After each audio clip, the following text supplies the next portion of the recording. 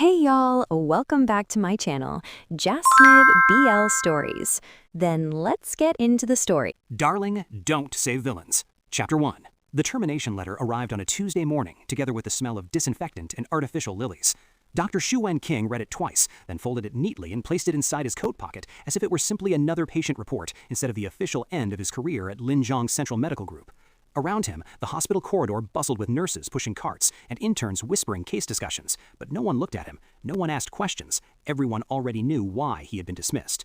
He had refused to alter a transplant waiting list for a wealthy donor's son. He had refused to sign off on a falsified medical clearance report. He had refused to pretend a living patient was brain dead.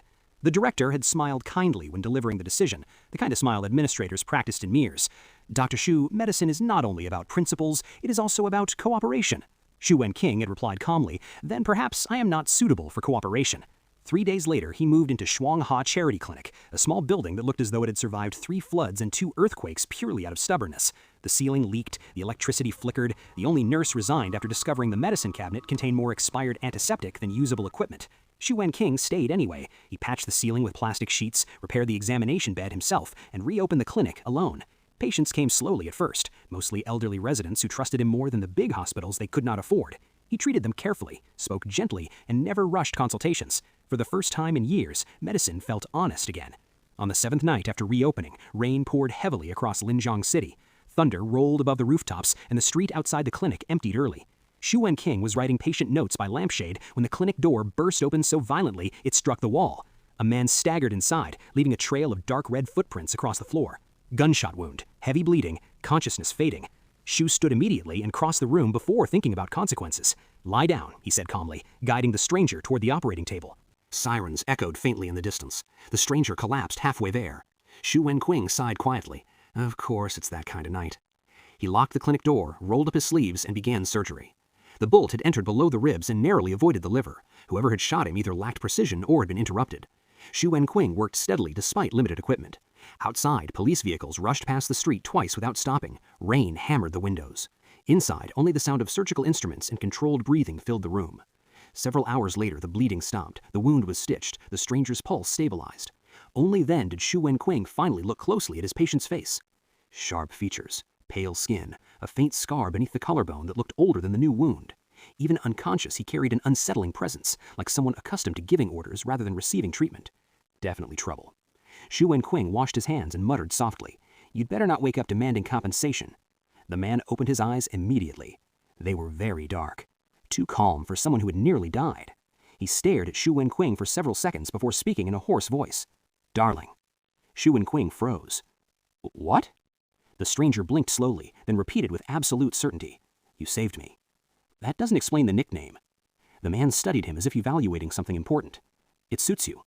Shu Wen-King stared back. "No, it doesn't." The stranger smiled faintly, then lost consciousness again. Shu Wen-King was standing there holding a pair of scissors and wondering why his clinic had suddenly started attracting criminals with unusual personalities. He would soon learn that this particular patient was not simply unusual, he was dangerous. Some people called him a strategist, some called him a ghost, most simply avoided discussing him. Shu Wen-King placed his spoon down slowly. "You shouldn't be here." Yan Zhaoyu tilted his head slightly. "But I am." "That wasn't permission to stay." Yan Zhaoyu smiled faintly. "Darling, you saved my life." "That still isn't permission, and stop calling me that," he said with a strict expression.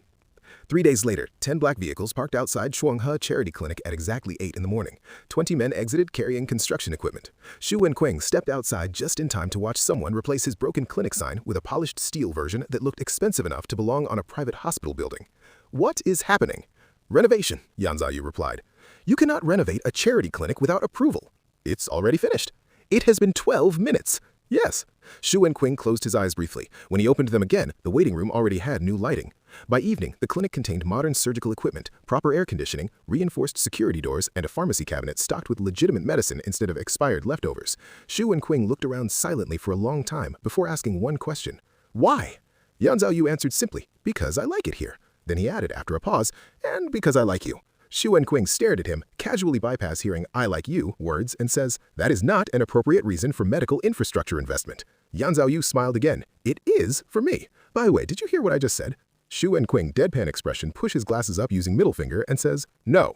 Yan Zhaoyu laughs out loud, wipes tears. And from that day forward, Shuanghe Charity Clinic became the safest illegal headquarters in Linjiang City and the most trustworthy medical center in its neighborhood at the same time. Xu Wenqing still wasn't sure how that happened, but he would soon discover it was only the beginning. After the renovation, Shuanghe Charity Clinic became famous in two completely different worlds at the same time. In the neighborhood, elderly residents praised Dr. Xu for finally having proper equipment. Construction workers recommended the clinic to each other because treatment was affordable and fast. Mothers brought children for vaccinations. Vendors stopped by just to chat. In the underground world, however, the clinic acquired another reputation entirely. It became the safest place in Linjiang City to survive a gunshot wound. Xu Wenqing noticed the change within 3 days. The first suspicious patient arrived with a knife injury and unusual politeness. "Dr. Xu, please treat me first. I promise I will not bleed on the floor." The second arrived with a fractured wrist and 3 bodyguards waiting outside like obedient statues. The third arrived unconscious with 2 tattoos and a firearm tucked discreetly into his waistband. Xu Wenqing stared at Yan Ziyu that evening while disinfecting surgical scissors. "Why are criminals forming a queue outside my clinic?" "They trust your skills," Yan Ziyu replied calmly. "They trust your territory," Xu Wenqing corrected. Yan Ziyu did not deny it. In fact, he looked faintly pleased. Stories. So, how was your weekdays and weekends? Hope everything is okay with y'all. Hey, don't forget to give thumbs up, give me a comment, and subscribe to see part 2.